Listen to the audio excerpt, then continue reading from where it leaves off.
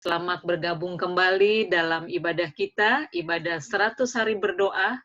Pada malam hari ini sudah memasuki hari yang ke-32. Puji Tuhan, kita boleh mengikutinya dari malam ke malam. Malam hari ini yang akan melayani pada acara ibadah 100 hari berdoa, kebaktian kita akan diawali dengan doa yang akan dipimpin oleh Ibu Pendeta Sonang Siahaan. Selamat malam Ibu Sonang, terima kasih. Kemudian kita akan mendengarkan suatu kesaksian yang akan dibawakan. Saya memanggil dengan hormat kakak, karena itu lebih dekat. Kak Betty Zelda Siahaan. Terima kasih Kak Zelda sudah bergabung pada malam hari ini yang akan memberikan kesaksian untuk kita semua. Dan lagu pujian untuk Tuhan akan dibawakan oleh adik kita, adik Ezrela, putri dari Pendeta Dwi Nugroho. Renungan firman Tuhan pada malam hari ini akan dibawakan oleh hamba Tuhan, Bapak Tri Suwandi, sebagai Bendahara DKKT, Daerah Kalimantan Kawasan Timur. Dan doa syafaat akan dilayankan oleh dua orang. Yang pertama, Ibu Risma Tambunan, dan yang kedua, Pendeta Septa Dwi Eneas. Dan doa tutup ibadah kita akan dipimpin oleh pembicara kita, Bapak Tri Suwandi. Bapak, Ibu, saudara-saudariku yang dikasihi Yesus Kristus, marilah kita tunduk sejenak untuk berdoa yang dipimpin oleh Ibu Pendeta Sonang Siahaan.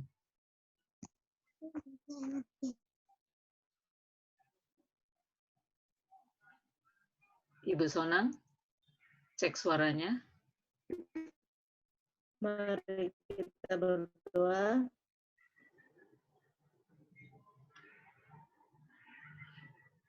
Selamat malam. Ya, silakan Ibu Sonang. Kita berdoa. Mari kita berdoa. Tuhan Allah Bapa kami yang bersemayam dalam tahta kerajaan surga, Allah yang kami sembah, Allah yang kami puji. Segala puji-pujian dan syukur kami panjatkan kehadirat-Mu ya Bapa pada malam hari ini. Engkau yang senantiasa, yang selalu memberkati kami, yang selalu menyertai kami Tuhan. Hingga kami boleh selalu terpelihara hingga pada saat ini. Dan pada malam hari ini Engkau masih memberikan kesempatan bagi kami untuk boleh dapat mengikuti program doa bersama melalui aplikasi Zoom secara online. Tuhan Bapa kami yang di surga, kami memohon pada saat ini ya Bapa. Biarlah kiranya Engkau memberkati acara sepanjang malam ini sehingga boleh dapat berjalan dengan baik. Jauhkan dari segala gangguan dan juga halangan Tuhan. Biarlah kiranya acara demi acara boleh dapat berjalan dengan baik. Bapa kami yang di surga, kami berdoa seluruh bagi para hamba-hamba-Mu yang turut ambil bagian sepanjang acara ini. Biarlah kiranya kuasa Roh Kudus yang senantiasa menguasai hati dan pikiran para hamba-hamba. Sehingga biarlah kiranya baik melalui kesaksian, baik melalui firman Tuhan yang akan disampaikan nanti Tuhan, boleh mendatangkan kuasa sehingga boleh dapat menjadikan berkat bagi kami semua yang mendengarkan pada malam hari ini. Bapa kami yang di surga, terima kasih Bapa, berkatilah kami semua yang hadir pada saat ini. Inilah doa dan harapan kami, sempurnakanlah doa kami ini Bapa. Karena hanya dalam nama Tuhan Yesus kami berdoa dan mengucap syukur. Amin. Amin, terima kasih Ibu Pendeta Sonang. Dan selanjutnya kita akan mendengarkan suatu kesaksian yang akan dibawakan oleh Ibu Dr. Betty Zelda Siahaan MM, atau panggilan sayangnya Kak Zelda. Kak Zelda salah seorang ya bagi saya juga adalah kakak master guide yang sangat menginspirasi kita dalam pelayanan. Waktu yang indah kami berikan kepada Kak Zelda. Silahkan, Kak. Baik, selamat malam semuanya. Bapak, Ibu, kakak-kakak sekalian. Saya kenalkan juga memang usia saya mungkin sudah menjelang angka 7, kepala 7, 68 tahun. Ya, 68 tahun. Tapi sukacita dalam pelayanan lah yang akan saya sharing kepada kita semua. Saya dilantik Master Guide tahun 72. Ya, saya saksikan sejak tahun 72 dilantik di Medan hingga saat ini tetap tidak saya pernah off pelayanan dalam kepemudaan, terutama pathfinderingnya ya. Jadi hitung-hitung 48 tahun lah pelayanan dalam anak muda. Kalau dulu namanya bukan pathfinder ya, masih klub remaja. Nah, kemudian tahun 76 saat itu kami di Medan, ada senior kami, Dr. Tandikin Hantono, mungkin banyak kenal ya. Dia mengajak kami 4 orang, Dr. Tagor Tambunan, Dr. Gigi Erwin, Kak Rosma Simatupang, sekarang nikah dengan si Burian Simatupang ya. Saya sendiri, kami berlima lah, berunding-berunding. Bagaimana ya kakak-kakak ya, adik-adik kita ini, supaya kita buat satu wadah klub remaja. Kalau luar negeri kan sudah pakai pathfinder lengkap. Kita Indonesia nggak bisa, gimana caranya? Akhirnya kami baca-baca masukan ke Kwarcap Pramuka, dikasihlah kita izin boleh membuka pramuka khusus namanya. Sehingga ke tahun 76 kami dirikanlah pramuka khusus Advent Medan gugus depan 261 262. 261 putra, 262 putri. Tapi tidak langsung bisa diresmikan, kami lengkapi dulu mabigusnya, pembinanya, sesuai dengan syaratnya semuanya. Maka tahun 77 baru kami diresmikan. Resmilah pramuka khusus Advent 261 dan 62. Tempat kami berlatih jalan veteran sekolah kita, ya gereja Advent veteran. Jadi kami di sana dari semua gereja, Bapak Ibu, dari semua gereja Kota Medan. Tidak ada bantuan dari gereja. Adik-adik itu kita latih dengan menabung setiap minggu. Kalau ada kampore atau camping-camping dari katakan jambore, dari pramuka, dari gereja kan kita ikut. Mereka menggunakan tabungan sendiri. Tidak ada sumbangan dari gereja. Karena kita bukan di bawah gereja ya. Semua Sekota Medan kan pusatkan di jalan veteran. Kami juga pembinanya juga beda-beda latar belakang. Ada saya Dr. Mansur, Martapura, beda-beda. Inilah kami lakukan, sukacita yang kami alami.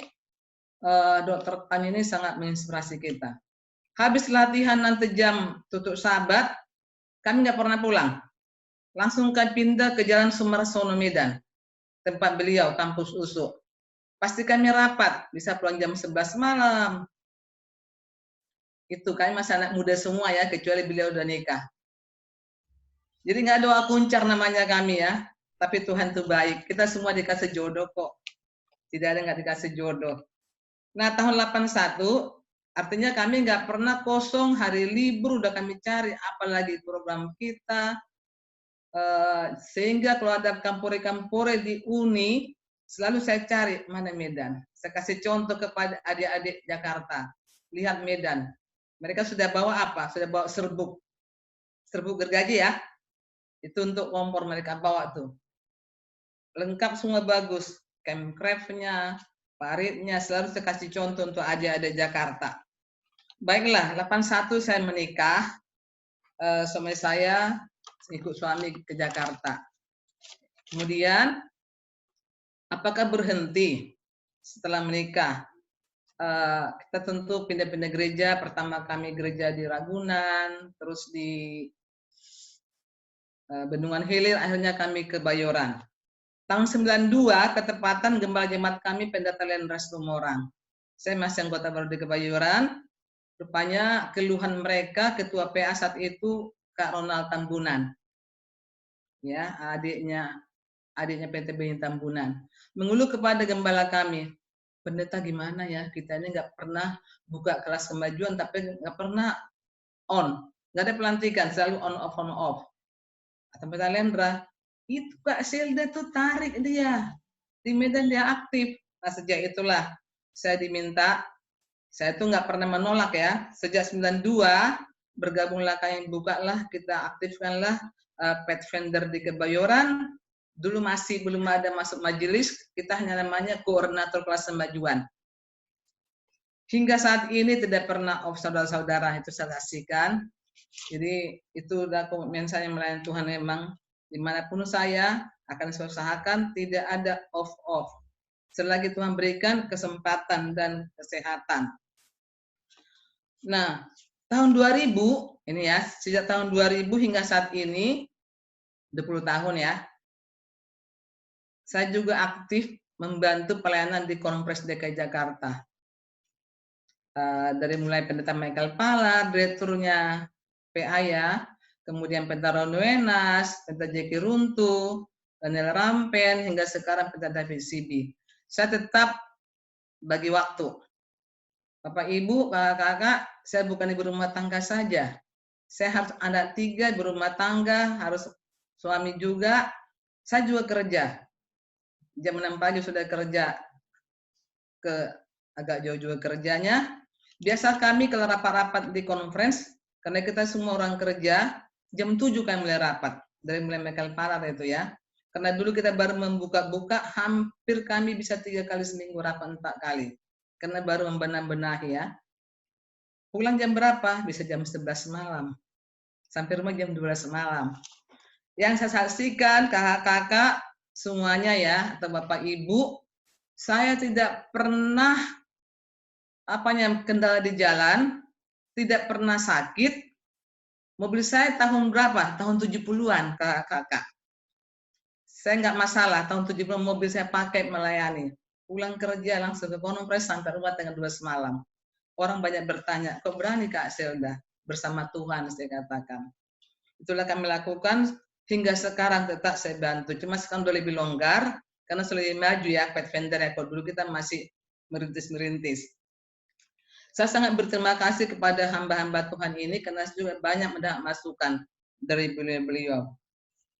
Nah kemudian, apakah saya tinggalkan jemaat saya? Tidak. Tetap, walaupun saya pelayanan di Konfres DKI Jakarta, Kebayoran tetap saya pegang. Melayani di Kebayoran bukan hanya Pathfinder, terkadang kan diganti ya, dan kita juga harus regenerasi. Cuma di majelis suka dipertanyakan, ini Kak Selda ini walaupun dia pimpinan Diakones, walaupun pimpinan Pelmas, walaupun pimpinan sekolah sahabat, tetap aja Pathfinder diurusin katanya. Kata yang lain nyeletuk, emang dari sana hatinya. Itu kata yang lain, teman-teman yang lain ya.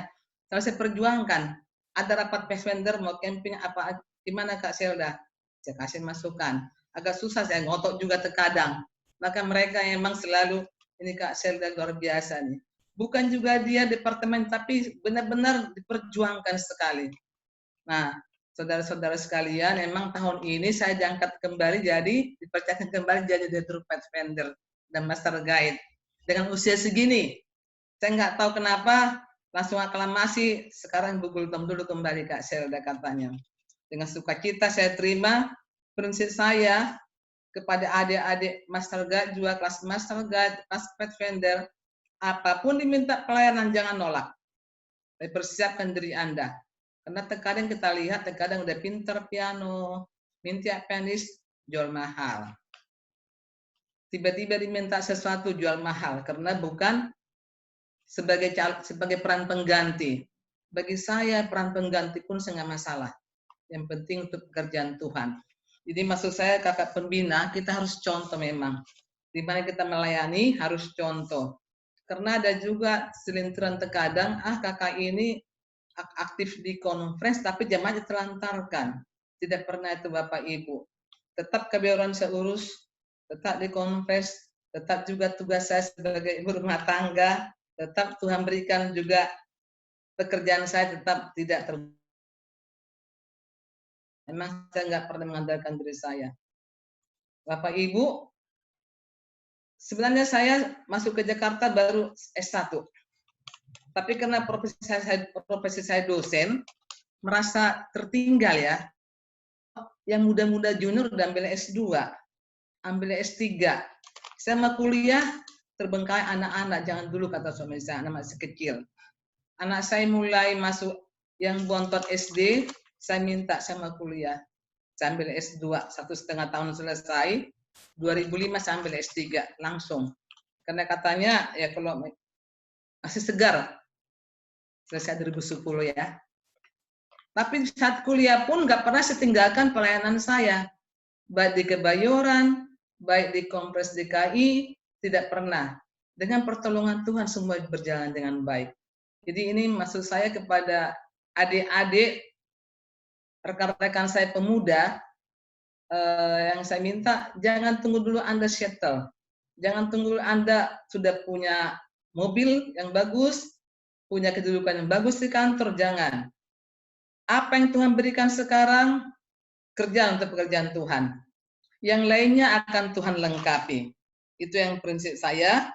Nah, kemudian ada hal-hal mungkin perlu saya saksikan kepada kakak, bapak, ibu sekalian. Bagaimana sukacita, mujizat yang saya alami dalam pekerjaan Tuhan ini ya. Pertama ini, benar-benar nyata. Tahun 2009, Kampore Uni Kawasan Barat di Malang, Batu ya. Ketepatan anak saya juga harus, anak saya yang bungsu, harus tes masuk universitas. Saya itu untuk anak-anak, bapak, mama nggak boleh pergi. Adik harus tes, harus diajari. Mama kan dosen. Ya udah, akhirnya kami rapat keluarga, saya katakan, hanya satu hal saya katakan. Saya boleh di sini, tapi komitmen saya dengan sekian ribu orang di Batu akan terlantar. Saya nggak ada komitmen lagi pekerjaan Tuhan.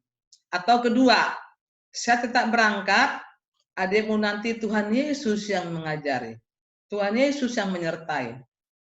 Dengan perkataan itu suami saya katakan, Mama silakan pergi. Puji Tuhan, besoknya pagi kita antar anak kami ke bimbingan untuk ambil tes.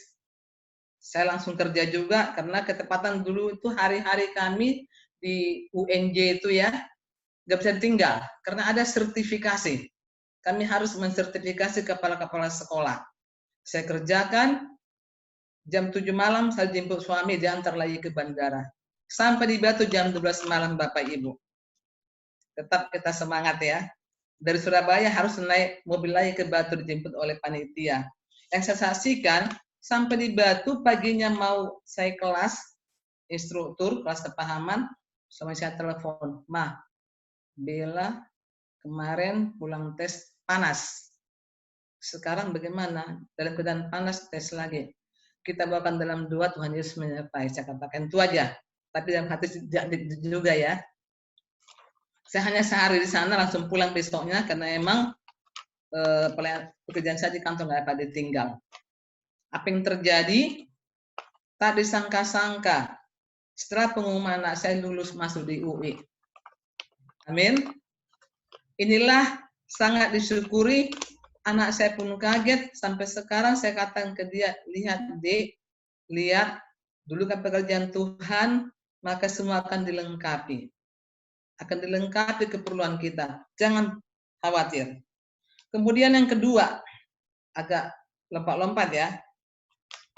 Tahun 199, Kampore DKI di Gunung Bundar. Dulu masih pendeta Jeka Nenggolan ya. Nah, kami juga dari Kebayoran, saya masih merintis. Anak-anak belum pernah camping, tapi karena saya ingin ke orang tua, saya bawa. Pada hari hanya pembina nggak ada ngikut. Hanya satu sendiri saya sebagai direkturnya, dari putra pun tidak ada, semua kerja. Akhirnya saya minta dengan majelis, tolong saya ditemani oleh salah satu mahasiswa UNA yang magang. Ya, dulu pendeta muda Sebagian besar. Ditemani saya, kami berangkat 5 tenda. Apa yang terjadi? Malamnya, biasa kita agak berangkat sore, nggak sempat gali parit. Malam jam 12 malam hujan lebat. Satu tenda putri kami basah kuyup.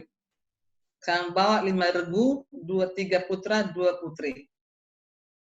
Kak, banjir. Saya bangun, Saya ke laki-laki pindah jadi 2 tenda, perempuan ke sana, gali semua paret.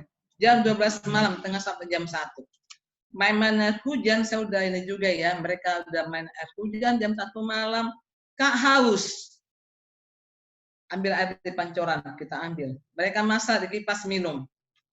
Udah tidur, pagi-pagi mereka bangun. Kita dulu tetap camping, kita masih terapkan beregu. Tidak ada catering. Waktu mereka bangun pagi masak, teriak yang perempuan, Kak Silda, kak. Waduh kak, kemarin kita minum lumpur. Saya lihat emang lumpur semua rupanya. Kita nggak perhatikan memang karena hujan lebat, maka dari gunung semua lumpur yang turun, karena haus mereka minum lumpur. Saya semakin khawatir. Tapi saya kembali ke tenda bertelut, Tuhan berkati anak-anak. Beri kesehatan, biarlah lumpur jadi kesehatan bagi mereka obat. Kurang tidur, main air hujan, minum lumpur lagi. Saya hanya bertelut dengan lutut saya. Apa yang terjadi sampai kami pulang, satu pun anak kami nggak ada yang sakit. Amin. Inilah kesaksian saya yang kedua. Jadi kita nggak perlu takut. Serahkan pada Tuhan. Apa yang dapat kita lakukan, maka Tuhan selebihnya akan bertindak. Kemudian yang terakhir ini, kesaksian saya ada lagi. Kami tahun lalu 2010 ke Labuan Bajo. Bapak Ibu, kakak, terus terang emang akhir-akhir ini saya kan agak ketat anak-anak saya untuk memberikan keluar setelah suami saya meninggal. Mereka agak susah ketat. Polisi di rumah saya ada 3 mereka, anak-anak itu. Nah, saat kami di sana, apa yang terjadi? Sudah mau selesai KKR, kami harus mau turun ke laut, melihat lokasi baptisan, turun dari mobil, kaki saya tergelincir, injak kerikil, nggak bisa jalan. Itu Jumat ya, siang. Pulang ke penginapan, saya dipapah. Dalam hati berdoa. Terus diambil tukang urut oleh Kak Ronald ya, Kak Ronald MDGR berapa ya, Kak Ronald ya. Kak Ronald langsung ambil dulu apa, ya, yang diurut nggak sembuh-sembuh. Minta ke rumah sakit, saya katakan Tuhan, saya nggak mau ke rumah sakit. Kalau saya ke rumah sakit, maka nanti akan tersiar ke Jakarta. Anak saya tahu rumah sakit, saya nggak kasih pelayanan. Apa yang terjadi? Besok malamnya KKR, saya berdoa, Tuhan, berikan saya apa yang saya lakukan. Saya turun ke bawah saat KKR, kaki saya tekuk-tekukkan, puji Tuhan, sembuh. Puji Tuhan, saya nggak jadi ke rumah sakit. Selesai sampai kami ikut baptisan, masih ke laut, semua acara bisa selesai kami laksanakan. Kemudian, Kak Vera masih bisa dikit lagi ya. Saat COVID sekarang ini tentu kan tinggal di rumah. Terus terang saya nggak pernah di rumah. Mungkin karena pusing juga di rumah terus, saya sakit. Saya nggak tahu.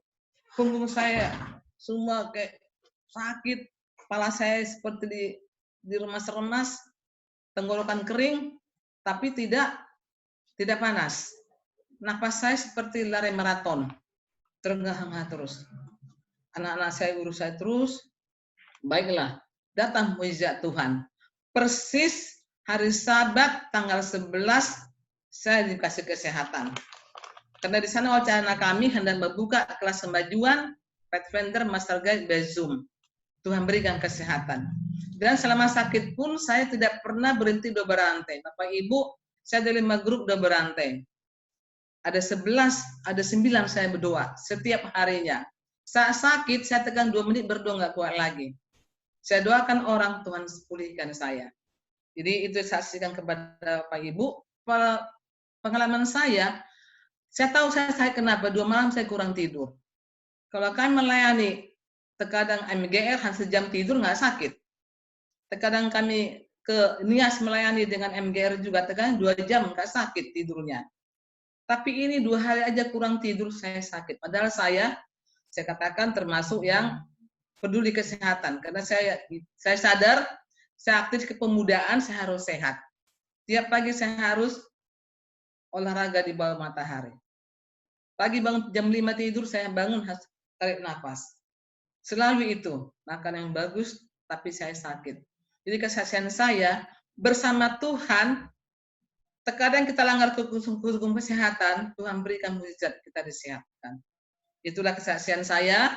Jadi bagi teman-teman saya, rekan-rekan anak muda, maupun orang tua teman saya berjiwa muda, pastikan Anda aktif melayani selama masih ada waktu. Kalau orang tanya, Kak Zelda sampai kapan pelayanan pemuda? Sampai Tuhan berikan saya kesempatan kesehatan, saya akan tetap melayani. Itulah komitmen saya. Semoga tetap bisa berjalan, tetap saya andalkan hanya Tuhan. Terima kasih, semoga kesaksian saya ini bermanfaat bagi rekan-rekan semua, terutama teman-teman saya yang masih muda dan orang tua yang berjiwa muda. Terima kasih, Tuhan memberkati.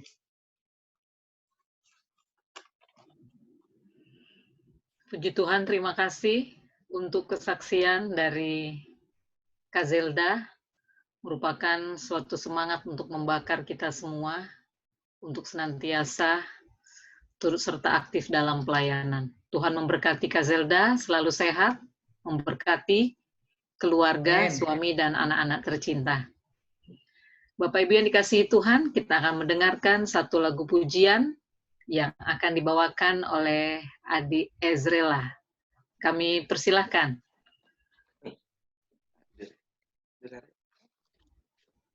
Malam semuanya. Selamat malam semuanya. Malam.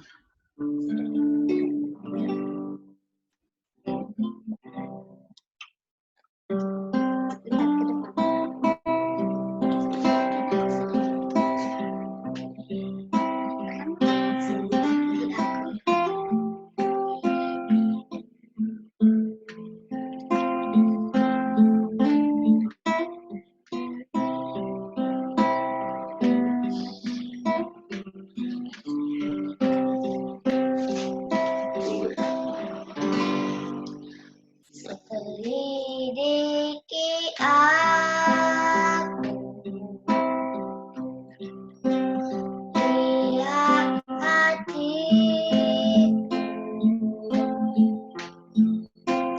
apakah ku sungguh mengasihimu, Yesus, Kau yang Maha Tahu dan menilai hidupku, tak ada yang tersembunyi bagimu. Telah kulihat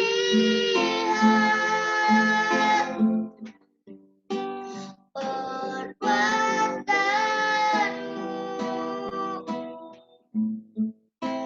yang tak pernah habis di hidupku.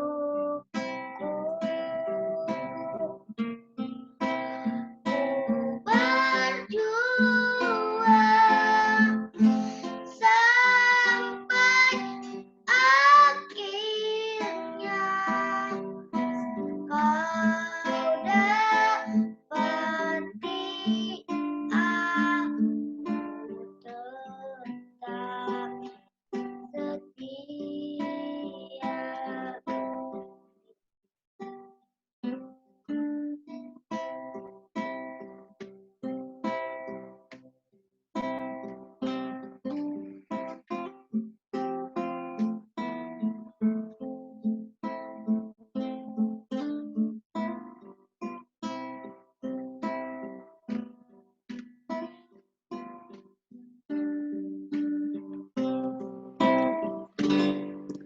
Selidiki aku, lihat hatiku, apakah ku sungguh mengasihimu, Yesus,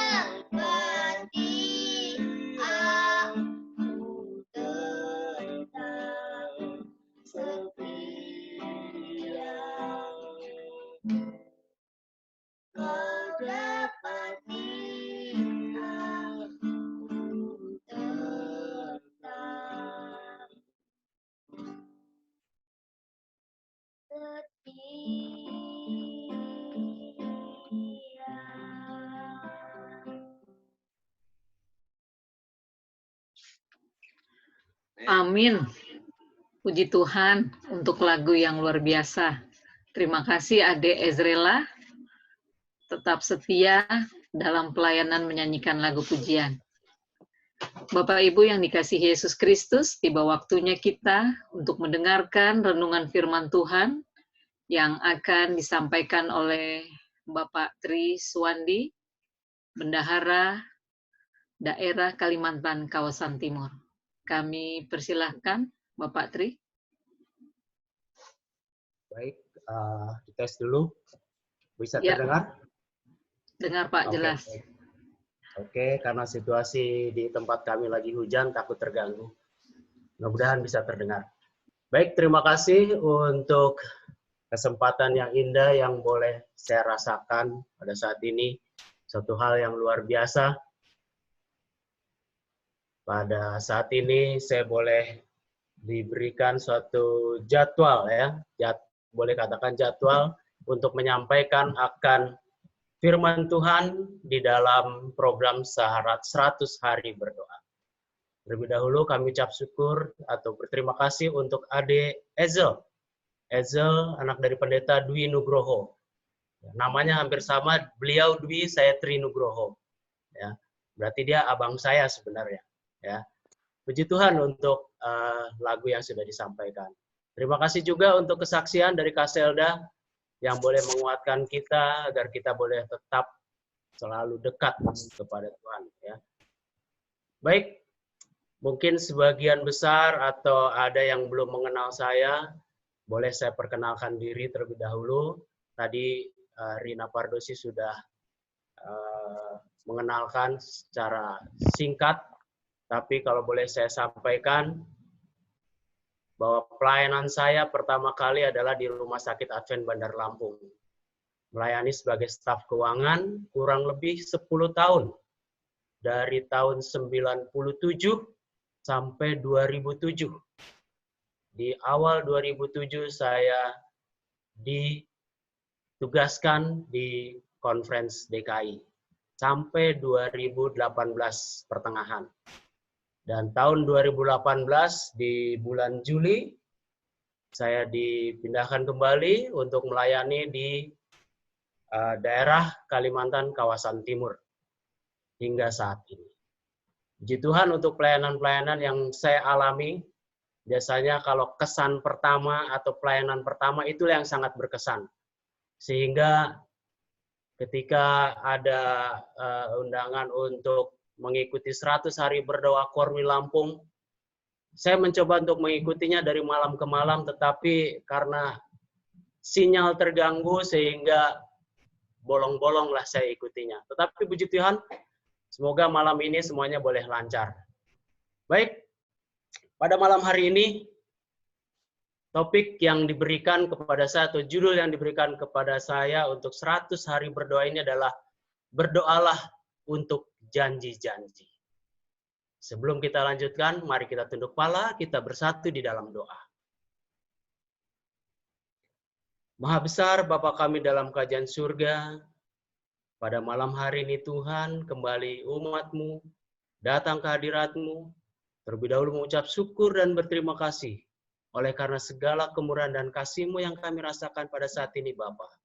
Kami boleh mengadakan acara di dalam program 100 hari berdoa melalui aplikasi. Biarlah Tuhan pada saat ini hamba-Mu akan menyampaikan firman Tuhan. Biarlah melalui aplikasi ini ataupun alat yang kami gunakan, semuanya boleh dilancarkan Tuhan. Bapa di surga, kami menyerahkan semuanya ini hanya ke dalam tangan-Mu. Kehendak-Mu yang jadi. Dalam nama Yesus kami ucap syukur dan telah berdoa. Amin. Bapak, Ibu, saudara-saudara, serta sahabat-sahabatku yang dikasihi oleh Tuhan, dimanapun saudara berada, saya rindu. Pada saat ini, kita tahu keberadaan kita berada di rumah masing-masing. Oleh karena itu, saya rindu kita boleh membaca Alkitab kita. Saya coba kita membuka di dalam Mazmur 119, ayat 137 sampai 144. Kebetulan masing-masing kita sedang berada di rumah, kita boleh buka buku Mazmur dalam pasal 119. Oke, kita beri waktu sekian detik untuk boleh kita ambil Alkitab kita. Saya rindu kita boleh membaca sama-sama, meskipun saat ini mungkin suara saya yang terdengar. Tetapi Bapak, Ibu, Saudara-saudara, sahabat-sahabatku, bisa membaca di rumah, mengikutinya. Oke, baik, kita buka di dalam Mazmur 119, ayat 137 sampai 144. Kalau kita melihat pasal 119 ini, kalau kita lihat perikopnya di sana adalah bahagianya orang yang hidup menurut Taurat Tuhan. Bahagianya orang yang hidup menurut Taurat Tuhan. Mari kita mulai dengan ayat 137. Engkau adil ya Tuhan, dan hukum-hukum-Mu benar. Telah Kau perintahkan peringatan-peringatanmu dalam keadilan dan dalam kesetiaan belaka. Nyala cintaku menghabiskan aku, sebab para lawanku melupakan segala firman-Mu. Janji-Mu sangat teruji, dan hamba-Mu mencintainya. Aku ini kecil dan hina, tetapi titah-titah-Mu tidak kulupakan. Keadilan-Mu adil untuk selama-lamanya, dan Taurat-Mu benar. Aku ditimpa kesesakan dan kesusahan, tetapi perintah-perintah-Mu menjadi kesukaanku. Peringatan-peringatan-Mu adil untuk selama-lamanya. Buatlah aku mengerti, supaya aku hidup. Bapak, Ibu, Saudara-saudara kasih oleh Tuhan, berbicara mengenai janji. Tadi kita sudah baca. Saya mencoba mendefinisikan arti janji. Saya lihat di Kamus Besar Bahasa Indonesia. Janji, apa itu janji? Janji adalah suatu ucapan yang menyatakan kesediaan dan kesanggupan untuk berbuat. Berbuat apa Bapak Ibu Saudara-saudara? Bisa saja berbuat dalam hal memberi, bisa saja menolong, bisa saja berbuat dalam kita berjanji dengan orang untuk datang, atau bertemu sekalipun. Terlalu mudah bagi kita untuk berjanji. Sebagai kita ciptaan Tuhan atau manusia yang jatuh dalam dosa. Terlalu mudah kita sering membuat janji. Namun, di dalam menepati janji itu, tidaklah mudah atau tidaklah gampang. Bahkan seringkali, kita sudah berjanji dengan seseorang, tetapi ketika tiba waktunya, meleset janji itu. Sehingga banyak orang dibuat kecewa, karena orang yang membuat janji tersebut, ternyata telah mengingkari janjinya. Bapak, Ibu, Saudara sekalian yang dikasihi oleh Tuhan. Mungkin bisa saja contoh.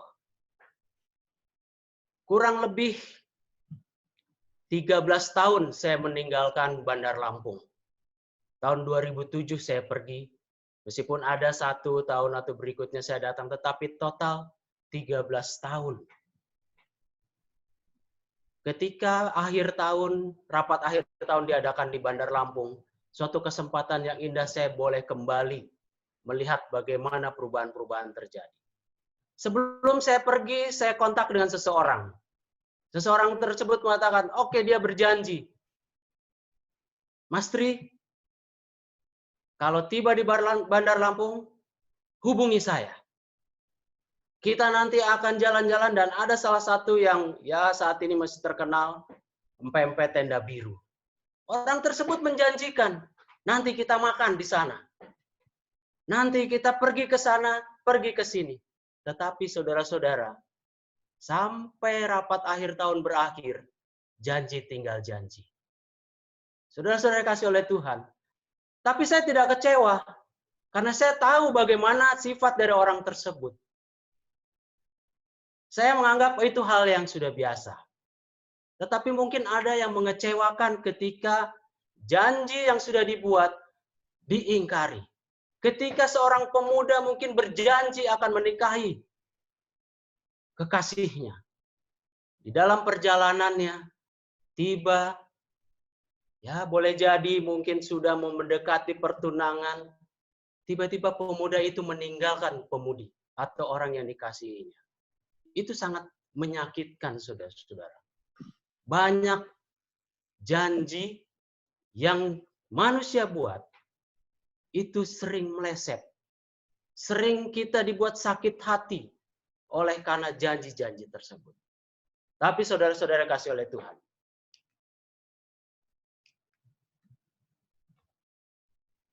bagaimana dengan janji Tuhan? Dalam Mazmur 119 ayat 140 dikatakan, seperti ayat yang sudah kita baca tadi, janjimu sangat teruji dan kamu mencintainya. Janjimu, mu di sini adalah huruf besar.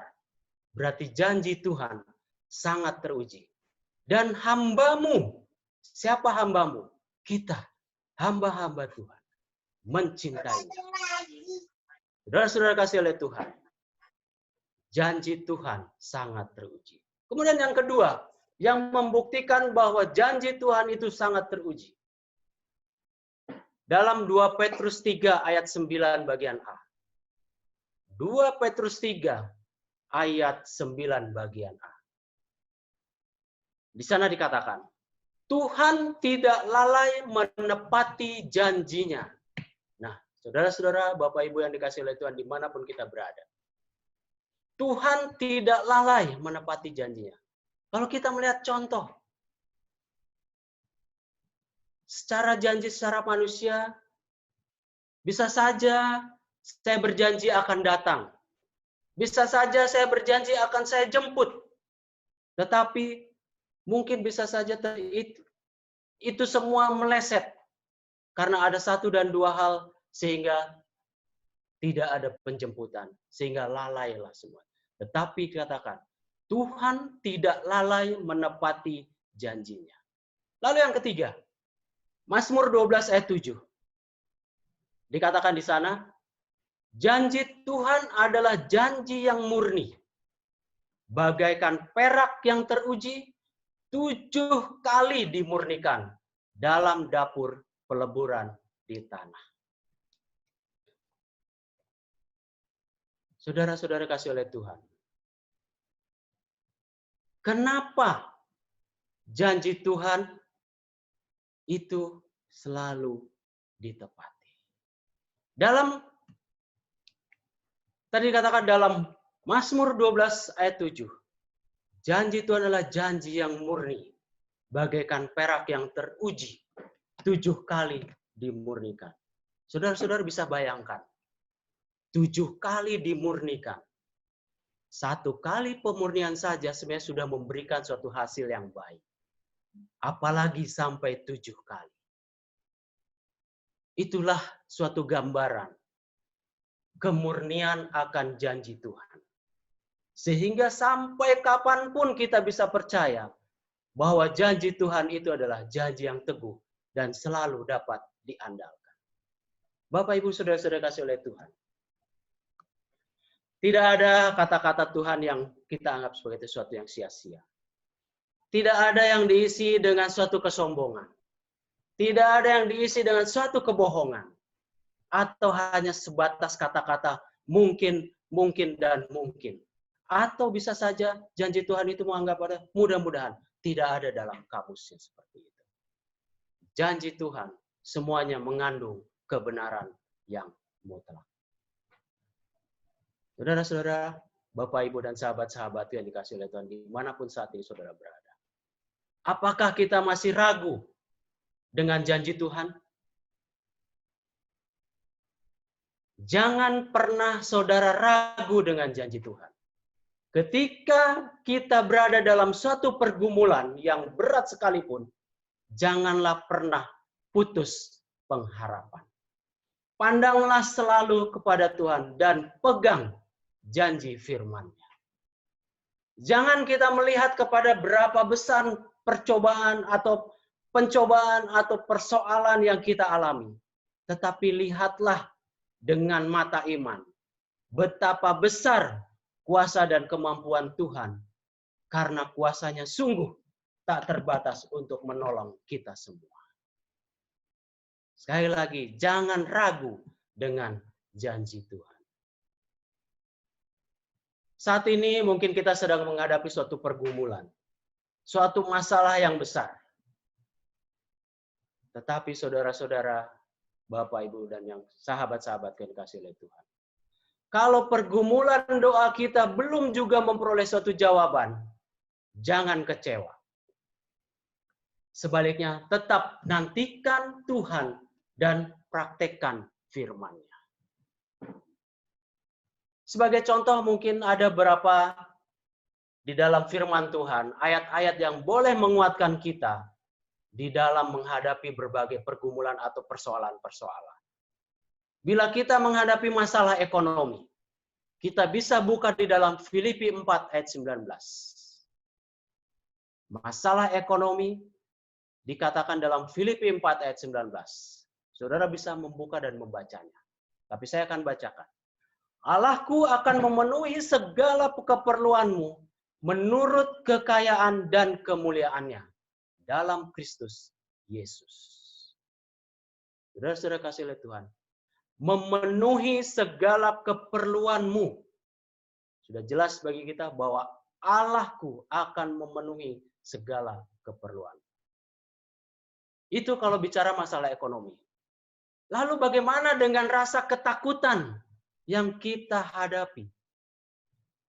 Sebagai manusia yang jatuh dalam dosa, sering timbul di dalam hati kita rasa takut. Bisa saja rasa takut kegelapan, rasa takut jalan sendiri, rasa takut di dalam menghadapi segala permasalahan-permasalahan. Tetapi dalam Mazmur 23 ayat 4, ayat hafalan yang sering kita dengar dalam Mazmur 23. Sekalipun aku berjalan dalam lembah kekelaman, aku tidak takut bahaya, sebab Engkau besertaku. Gadamu dan tongkatmu, itulah yang menghibur aku. Saudara-saudara yang kasih oleh Tuhan. Firman dalam Mazmur 23 ayat 4. Bagaimana cara kita mengatasi ketakutan kita? Praktekkan firman-Nya. 2 ayat boleh menguatkan pikiran. Menguatkan kita di dalam menghadapi suatu masalah-masalah dalam kehidupan kita. Ini janji Tuhan, saudara-saudara. Lalu bagaimana dengan saat ini? Saat ini kita mungkin bergumul dengan sakit, penyakit. Banyak yang terjadi. Tetapi kita juga mempunyai suatu pegangan, janji Tuhan terhadap apa yang terjadi saat ini. Kita boleh buka di dalam 1 Petrus 2 ayat 24 bagian B. 1 Petrus 2 ayat 24 bagian B. Di sana dikatakan, oleh bilur-bilurnya kamu telah sembuh. Jelas Tuhan memberikan suatu janji kepada kita semua. Bahwa dengan segala permasalahan-permasalahan yang terjadi dalam segala kehidupan kita, Tuhan akan memberikan kekuatan kepada kita. Bapak, Ibu, saudara-saudara kasih oleh Tuhan, menjadi suatu renungan buat kita pada saat ini. Kita percaya bahwa Tuhan pasti akan menepati janji-janjinya.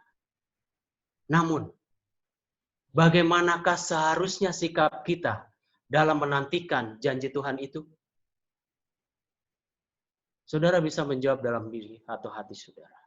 Bagaimana sikap kita dalam menantikan janji Tuhan? Sering di dalam kenyataan kehidupan kita, kita selalu kurang percaya kalau Tuhan sanggup menggenapi janjinya. Dan kita juga suka kurang sabar untuk menantikan akan penggenapan janji tersebut. Kita sering merasa sudah begitu lama dan belum ada juga tanda-tanda jawaban dari Tuhan. Sehingga itu yang membuat kita menyerah. Atau kita putus asa. Dan akhirnya kita kecewa. Karena kita merasa bahwa janji Tuhan itu tidak ditepati, atau janji Tuhan itu terlalu lama dari yang kita harapkan. Sehingga ketika kita mengalami kekecewaan, apa yang biasa kita lakukan? Biasanya kita akan mengandalkan kekuatan kita sendiri. Sudahlah, Tuhan mungkin tidak menjawab doa kami. Tuhan mungkin tidak menjawab doa saya. Kalau gitu saya akan bergerak seturut ataupun dengan kemauan, keinginan saya sendiri. Kita mengandalkan kekuatan sendiri agar dapat mencapai apa yang kita harapkan. Itu yang sering terjadi. Karena kita merasa bahwa Tuhan kita anggap terlalu lama menjawab akan doa-doa kita. Saudara-saudaraku yang saya kasihi oleh dimanapun saudara berada. Bila mana sampai hari ini Tuhan belum juga memberikan jawaban terhadap doa-doa kita. Buanglah jauh-jauh segala keraguan dan kekecewaan dari dalam hati kita. Kesabaran dalam menantikan penggenapan janji Allah bukan hanya sekedar menunggu sesuatu terjadi dalam hidup kita. Melainkan kita boleh tetap bersyukur dan bersukacita selama masa penantian itu. Berhentilah untuk melihat suatu keadaan dengan kacamata kita, manusia yang berdosa. Belajarlah untuk melihat dari perspektif Allah. Bapak, Ibu, Saudara-saudara, mengapa kita terlalu terburu-buru? Padahal kita mengerti bahwa Tuhan tahu waktu yang terbaik. Waktu Tuhan adalah waktu yang terbaik. Kita sering kali mendengar lagu yang berjudul, Waktu Tuhan adalah waktu yang terbaik. Tetaplah dekat kepada Tuhan, sampai kesabaran itu menjadi suatu buah roh yang matang di dalam hidup kita. Percayalah kepada Tuhan, karena Tuhan pasti akan menggenapi janjinya tepat pada waktunya. Dan Dia tidak pernah terlambat dan juga tidak pernah tergesa-gesa. Ingat saudara-saudara, waktu Tuhan adalah waktu yang terbaik. Pertanyaan kepada kita sekarang, masihkah kita ragu dengan janji Tuhan? Masihkah kita mempunyai keraguan dalam hidup kita dengan janji Tuhan? Setiap janji yang ada dalam firman Tuhan adalah untuk kita. Sampaikanlah dalam doa-doa kita. Tuntutlah janji Tuhan dengan iman kita. Firman-Nya adalah jaminan bahwa jika kita memintanya di dalam iman, engkau akan menerima semua berkat-berkat rohani. Tetaplah meminta, dan kita akan menerima jawaban berkelimpahan yang melampaui apa yang kita minta. Saya yakin dan percaya, saudara-saudara, Bapak, Ibu, sahabat-sahabatku akan mengaminkan ini semua. Satu ayat yang saya mau sampaikan. Di dalam Yeremia 1 ayat 12. Ini menjadi ayat yang terakhir. Sebab aku siap sedia untuk melaksanakan firman-Ku. Biarlah renungan ini boleh menjadi kekuatan kita di dalam menantikan akan janji-janji Tuhan terhadap kehidupan kita. Tuhan memberkati kita.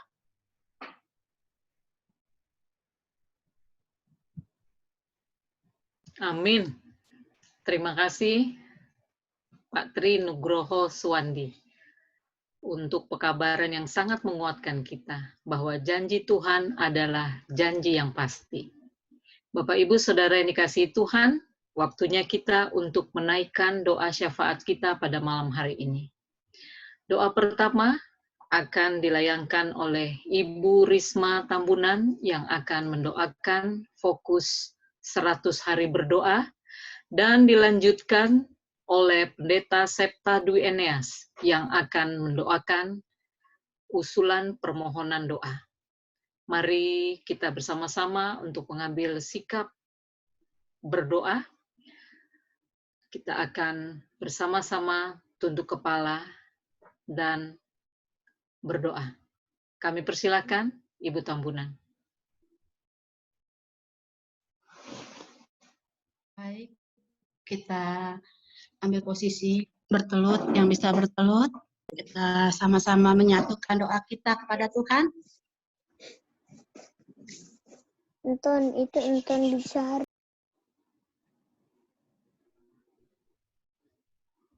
Kita sama-sama berdoa. Ya Tuhan Allah Bapa kami yang berkata dalam kerajaan surga, padamu ya Tuhan pada malam hari ini kami memuji, kami besarkan, kami muliakan nama Tuhan. Oleh karena kasih dan kebaikan cinta Tuhan yang tiada hentinya Engkau berikan bagi kami, sehingga Tuhan kami boleh merasakan kehidupan kami semakin dekat kepada Tuhan. Ya Bapa, pada malam hari ini, biarlah kiranya kami boleh dikuatkan oleh firman Tuhan yang barusan kami dengarkan, yang dibawakan oleh Bapak Riswandi. Biarlah kiranya firman-Mu ini Tuhan tidak berlalu demikian, tapi ini membawa kami untuk hidup lebih dekat lagi kepada Tuhan. Kami dikuatkan ya Tuhan, bahwa segala janji-janji Tuhan itu adalah pasti adanya. Biarlah juga Tuhan, kami lebih meyakini bahwa kuasa tiada terbatas pertolongan-Mu bagi kami. Di dalam setiap pergumulan kami, janji-Mu pasti bahwa Tuhan selalu hadir bersama kami. Walaupun ada jawaban-jawaban doa kami yang belum terjawab, itu membuat kami untuk lebih sabar bahwa segala sesuatunya Tuhan, ada waktu yang Tuhan tetapkan bagi kami. Biarlah kiranya Bapa, ada kekecewaan dalam hidup kami, ada ketakutan dalam kehidupan kami, malam ini kami dikuatkan bahwa semua itu Tuhan akan berlalu. Biarlah kiranya janji-janji-Mu yang pasti boleh menjadi bahagian kami. Bapa, kami juga sangat dikuatkan oleh kesaksian dari hamba Tuhan, Ibu Zelda. Bagaimana Ibu ini telah merasakan, telah menyaksikan betapa sukacitanya Tuhan dalam pelayanan. Biarlah kiranya melalui kesaksian ini menguatkan kami, khususnya orang-orang muda kami, untuk kami lebih semangat dalam melayani Tuhan. Biarlah kiranya kami boleh melayani Engkau Tuhan sampai akhir hidup kami. Kiranya Ibu Zelda juga Engkau berkati. Biarlah kiranya tetap Engkau gunakan Tuhan sebagai saluran berkat Tuhan. Berkati rumah tangganya, berkati kesehatan, biarlah sukacita senantiasa boleh menjadi bahagia. Ya Bapa, di dalam 100 hari doa ini, kami ingin menaikkan permohonan kami. Sudah 32 hari Tuhan kami berdoa. Walaupun kami jauhan tempat, tapi kami memiliki satu harapan. Kami memiliki satu doa. Kami mendoakan negeri kami yang bercinta di bawah kepemimpinan Presiden Jokowi dan jajaran di dalam pemerintahannya. Biarlah Engkau Tuhan yang memberikan kekuatan, kesehatan, serta juga kebijaksanaan di dalam penanganan wabah COVID-19 ini. Sehingga Tuhan pandemi ini boleh teratasi lebih cepat, sehingga Tuhan kami juga boleh kembali melakukan aktivitas kami, melakukan pelayanan kami seperti semula. Juga Tuhan kami mendoakan orang-orang yang saat ini sedang mendengarkan dan sedang melakukan KKR, seri Hope, yaitu yang dibawakan oleh It's Weapon. Biarlah kiranya Tuhan KKR ini boleh menjadi mercusuar sehingga banyak hati dan kehidupan yang dapat diubahkan. Dengan demikian Tuhan, mereka boleh melihat Tuhan. Kehidupan mereka senantiasa akan lebih dekat kepada Tuhan. Juga Tuhan, kami mendoakan saudara-saudara kami, orang-orang yang sedang berjuang saat ini untuk kesembuhan dari COVID-19. Biarlah kiranya jamahan Tuhan, kasih-Mu Tuhan yang akan memberikan kesembuhan baik secara fisik dan rohani. Biarlah mereka dikuatkan. Mereka lebih menaruh harapnya kepada Tuhan, sehingga kekuatan dan semangat boleh menjadi bahagian mereka di dalam melawan virus ini. Juga Tuhan, kami berdoa untuk pekerja-pekerja yang ada dalam garis depan di dalam pelayanan-pelayanan penting.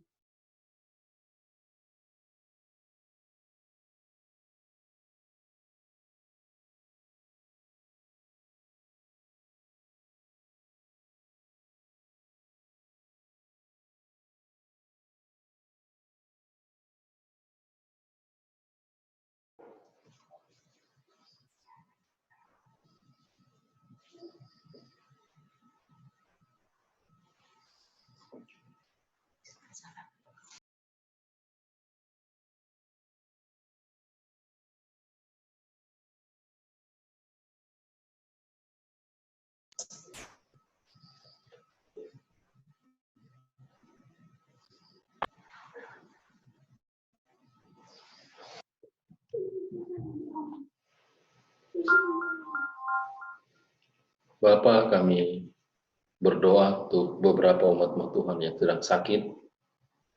Pendeta Sianturi, Bapak Ishak Suherman,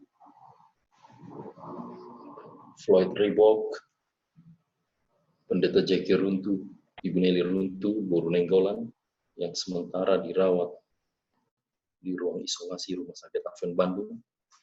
Kami berdoa untuk Pendeta Asep Supriyatna, Ibu Erginting,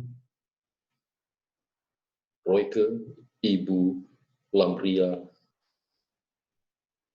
Memora Tambunan, Ibu Lili Pinontoan, Ibu Tuturong, mertua daripada Bapak Budi Darmadi, Bapak Depak Pahan, Bapak Anton Silalahi, Ibu Erman Jaitan, Buru Simbolon, Pendeta Linton Nuntagao, Bapak Nofri Langi, Bapak Laster Limbong, Bapak Jimmy Sibanjuntak, dan Pendeta Rudi Istumorang. Bila Tuhan berikan kekuatan dan kesembuhan kepada mereka. Dan juga berdoa untuk para cancer survivor, Ibu Mena Fernandes Borumanurung, Albert Timotius Molana, Ibu Betty Pintoko, Ibu Tiom Sigultom, Ibu Dewi Ginting, Andrian Kumaat, dan Abigail Ros Yanturi. Bila Tuhan memberikan kuasa, mujizat, kesembuhan, dan keselamatan bagi mereka. Kami juga bermohon, ya Tuhan, kiranya Tuhan menyertai dan memberikan berkat perlindungan Tuhan kepada para medis dan seluruh pekerja, pegawai yang bekerja di Rumah Sakit Advent Medan, Rumah Sakit Advent Bandar Lampung, dan Rumah Sakit Advent Bandung dan Manado. Bila Tuhan lindungi dan selamatkan mereka. Seluruh relawan yang berada di garda terdepan, kiranya Tuhan berikan kekuatan dan kesehatan seperti Dior Manta Tambunan, Yetro Sinambela, Piliana Endang, Saputra Sari Purba. Kami juga berdoa untuk orang-orang muda yang sedang mencari pekerjaan dan juga yang sedang mencari pasangan hidup. Bila Tuhan berikan yang terbaik, pekerjaan yang terbaik, dan juga pasangan hidup yang seimbang. Kami berdoa untuk keluarga Krister Firman, keluarga Pendeta Muda Roland Siotang, keluarga Bapak Lukas Bolteken yang sedang menunggu kelahiran anak mereka. Bila Tuhan menyertai dalam proses persalinan, memberikan keselamatan kepada ibu dan juga kepada bayinya. Kami juga berdoa untuk Bapak Robert Damaling agar mendapatkan izin perpanjangan visa untuk tinggal di Amerika Serikat. Terima kasih ya Tuhan untuk kesempatan boleh berdoa dan beribadah dalam aplikasi Zoom bersama dengan Korwil Lampung dan juga seluruh yang sudah hadir dan yang sudah tersambung pada malam hari ini. Berkat Tuhan menjadi bagian dalam kehidupan kami semuanya. Ampuni dosa kami Bapa, hanya di dalam nama Yesus Kristus kami berdoa dan mengucap syukur. Amin. Amin.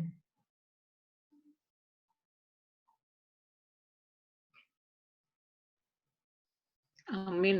Terima kasih untuk para pendoa, Ibu Tambunan dan Pendeta Septa. Bapak Ibu yang dikasihi Tuhan, kita telah tiba di penghujung ibadah kita pada malam hari ini, dan kita akan menutup ibadah kita dengan doa tutup yang akan dilayangkan oleh pembicara kita, Bapak Triswandi. Baik, kembali kita bersatu di dalam doa untuk menutup dan mengakhiri akan acara ini. Terpujilah namamu Bapa di malam hari ini. Kami boleh merasakan tuntunanmu dan penyertaanmu Bapa di dalam acara program 100 hari berdoa pada malam hari ini. Engkau telah memimpin dan melancarkan semuanya Bapa. Dan pada saat ini Bapa, kami akan mengakhiri akan acara ini. Biarlah kami juga boleh melanjutkan pada esok malam. Dan pada saat ini Bapa, kami memohon kepadamu. Biarlah kiranya Engkau memampukan kami semua untuk memiliki sikap hati yang benar. Memiliki sikap hati yang sabar dalam menanti penggenapan janji-Mu di dalam hidup kami ya Bapa. Bapa, kami percaya bahwa waktu-Mu adalah waktu yang terbaik bagi kami. Biarlah kami boleh memiliki kesabaran di dalam menantikan akan penggenapan janji-janji. Bapa di surga, ampunilah kiranya dosa-dosa kami. Sempurnakanlah doa kami ini Bapa. Dalam nama Yesus kami mengucap syukur dan telah berdoa. Amin.